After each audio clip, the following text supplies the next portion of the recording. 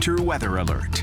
Good morning, everybody, and welcome to a Tuesday morning. We'll start this forecast as we always do at this particular time. Beautiful shot. This is the weather photo of the day in Grand Haven. Obviously, Gene Paskowitz walked out on the pier, and then he turned around and shot the lighthouse and looked back towards the shore. A lot of ice up there. Probably not the safest thing to do, but he had the shot up there, so I thought I'd share that with you folks as well. If you want to connect with me and put your photos on my Facebook page, it's Kevin Craig Fox 17. Like the page, and you can post there as a visitor. If Twitter or Instagram are your thing, you can follow me there at Fox Weatherman. So as we look across the lower 48 states, so this is the area of snow and of concern here. We have a couple of low pressure systems just down to our south, and you can see this snow extends all the way back into Iowa.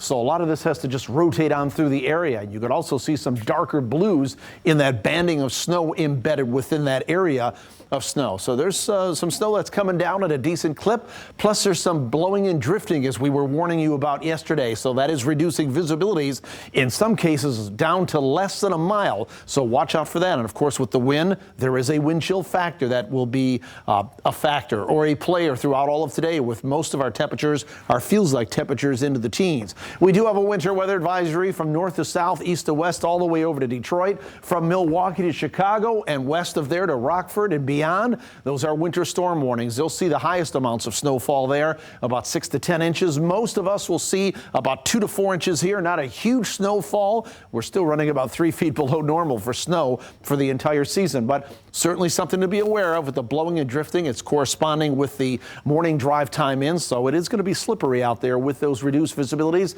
and we may end up seeing some freezing drizzle behind this system. We've got a decent setup for the possibility of that. So you can see north, south, east to west. It doesn't look like there's snow falling across those southern counties. There may be some patchy freezing drizzle in those areas right now, and there probably still is some snow. The reason I say probably is because this particular radar may be overshooting the snow. The snow may be falling under the radar beam, so that's why it's not showing up there. But look at the swath of snow all the way back out into Iowa. There's the low pressure system, as I just showed you down here. So this is going to continue to rotate in a counterclockwise fashion, and that's going to pull away. But all this has to kind of peel through the area before it does that. So this snow is going to go on for a while here before we say goodbye to it. As we look at our current temperatures along and south of I-94, we're in the upper 20s. We're 29 degrees right now in Battle Creek, 26 in Hastings. To the north we go, you'll find temperatures in Grand Rapids generally around the mid to upper 20s. We're at 26 in Grand Rapids, 24 in Belding, and our northern counties are in the low 20s. That's only part of it. We have a wind chill that's out there because we have a wind speed right now, generally at about 5 to 15 miles per hour. I think it's going to stay at about 10 to 20 miles per hour the first part of the day, but this is what it feels like with the wind chill factors. 11 degrees in Big Rapids, 14 in Grand Rapids.